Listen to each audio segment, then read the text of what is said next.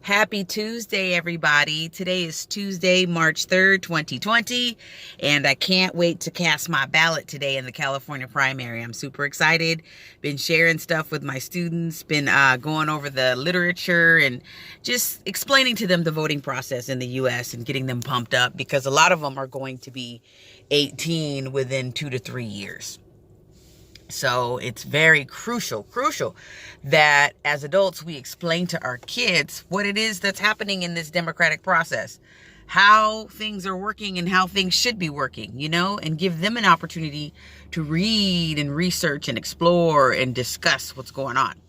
So that's that. I'm excited about that. I'm also excited about a conversation I had yesterday on the phone with somebody, that I actually met through some social events and then really started talking, which is kind of weird how you could actually start talking over Facebook. But so actually been sending messages back and forth, and now yesterday got an opportunity to actually speak. So I do have a lesson for you. And the lesson is, what do you do when the kids aren't listening? And this was the topic of conversation that I had last night with this individual. We talked about how, we say a lot of things. We provide a example and a model for our kids, but then we never really know if they're listening or not. And so this particular person, we were saying, you know what? This particular person has 3 boys. I have 3 girls. So we're like, you know what? We do all this personal development. We listen to all these books, all these audio tapes, YouTube, really, podcasts in the year 2020. Previous years, we would listen to CDs, DVDs, or, audio tapes, cassette tapes, because I'm from that era. But anyway, Generation X grew up, born into the 70s, grew up in the 80s and the 90s. So yeah. That gives you a little bit of information about my age. But anyway, okay, so what do you do when the kids aren't listening? First of all, you got to back up, take a deep breath. And you have to figure out to yourself why it is that the kids aren't listening. And if you think about it and you analyze it, a lot of times the kids aren't listening because we aren't saying anything that's meaningful to them.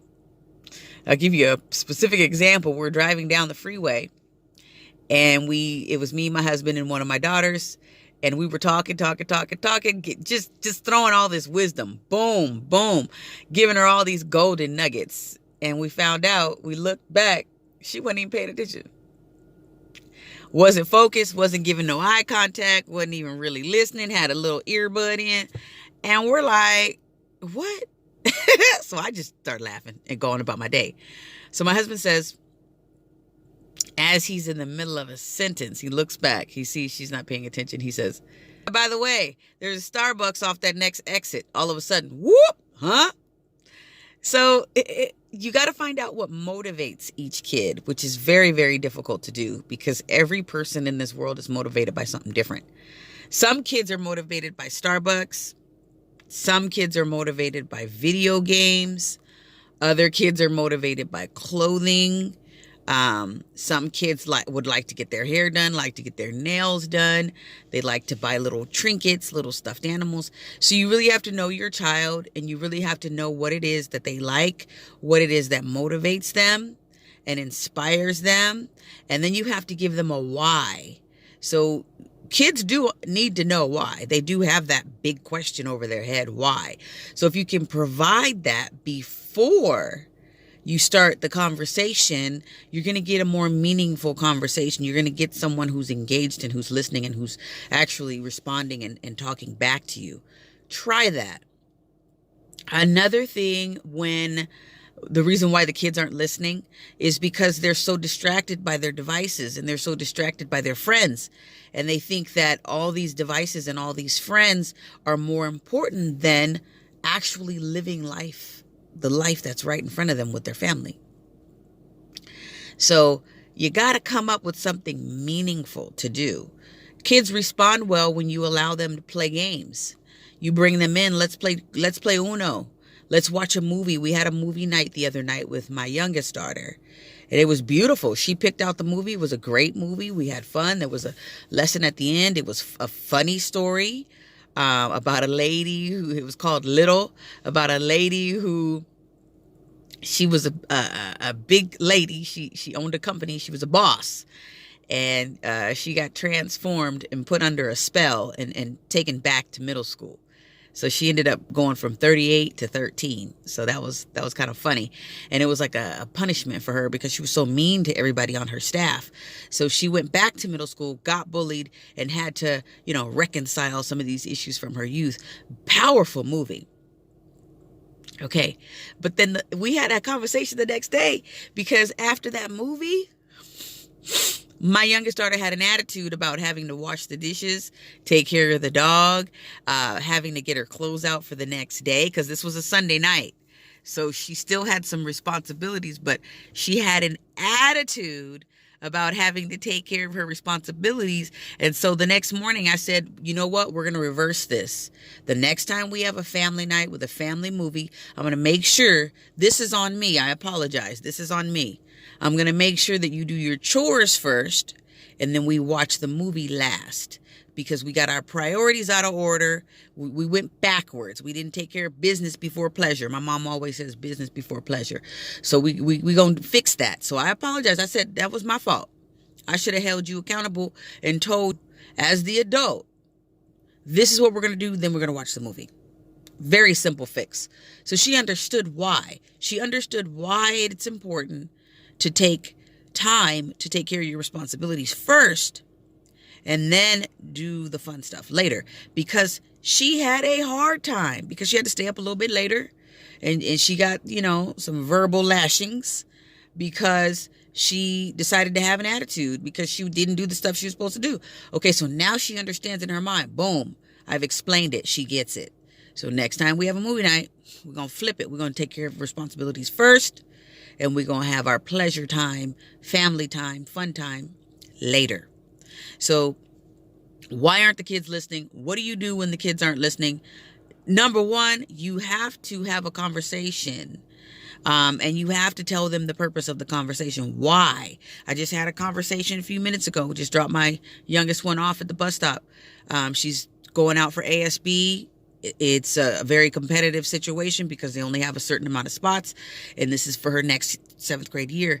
So I've told her, when you write this essay, you make sure in the essay that you tell them that you have experience as a vice president, president, whatever position you held with the Friday Night Live in elementary school. You put that in there. You let them know, this is what I did in 5th grade. This is what I did in 6th grade, and this is what I plan to do in 7th grade. And I told her, you may not get picked. Just because you fill out the form does not mean that you will get picked. She tried out for basketball a couple months ago. She didn't get picked for that particular team. So what did we do? We found a different team, figured it out. She has an opportunity to play.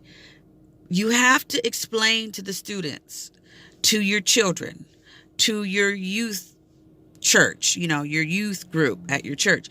You have to explain to your children the reason why things are important. And you have to say it in a way that it is meaningful for them. So you have to speak hot Cheetos. You have to speak Starbucks. You have to speak iPhone. You have to speak Jordans, whatever it is that they want. You let them know. This is the business we got to take care of before you get that pleasure. And then they say, oh, this is the business. You got to take care of your homework. You have to read. You have to do your summary before you get out your cell phone and start texting. Because there is a time and a place to text. There is a time and a place to get on the social media. There is a purpose for the social media.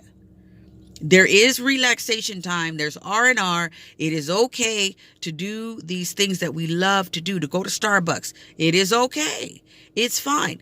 But there's a time and there's a place and there's a reason. There's a purpose behind it.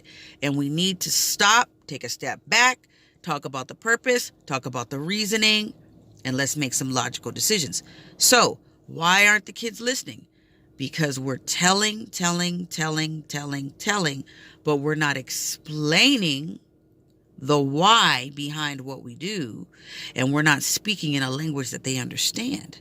So there's two things. Explain the why behind what we do on every assignment, and explain the reward or the good consequence, the positive reinforcement. Explain what's going to happen after. They're going to work hard for that positive reinforcement, and they're going to have that why in the back of their mind. So that why is going to be in the back, and that reward's going to be in the front. So you got the why and you got the reward. Once they understand that, that's mind-body connection, man. They're going to go all out. They're going to do anything that you need them to do because they understand the reason why, and they understand the results, and they understand the reward. And once they start clicking, and when you're consistent as a parent, you're consistent as a teacher, you're consistent as an adult role model, they see you follow your word, you do what you say what you mean, your yes is your yes, your no is your no. When they see that, they're going to work for you every single time. No joke. Try it, folks. Try it. When the kids stop listening, you need to tell them the why, and you need to tell them the what they're going to get, and start speaking their language. All right? I love you guys. Have a beautiful day. If you want more of this daily inspiration and motivation, subscribe to LT the Buddy Teacher. If you want resources for your classroom or for your youth group or for your parent group, go to ltthebuddyteacher.com. You can get my books. You can get my blog. You can join and subscribe to my community where I will send you newsletters, text messages, whatever you need to get yourself motivated and inspired to make a difference in the world. That's what I'm all about, folks. Positive energy, positive results, all love, show respect. Those are my rules. Show love, show respect, and have fun. Those are my 3 rules. That's it. You don't need nothing else in life, folks. It's very simple. All right. Have a happy Tuesday. Hope you get out and vote. Love you. Bye-bye. LT is out.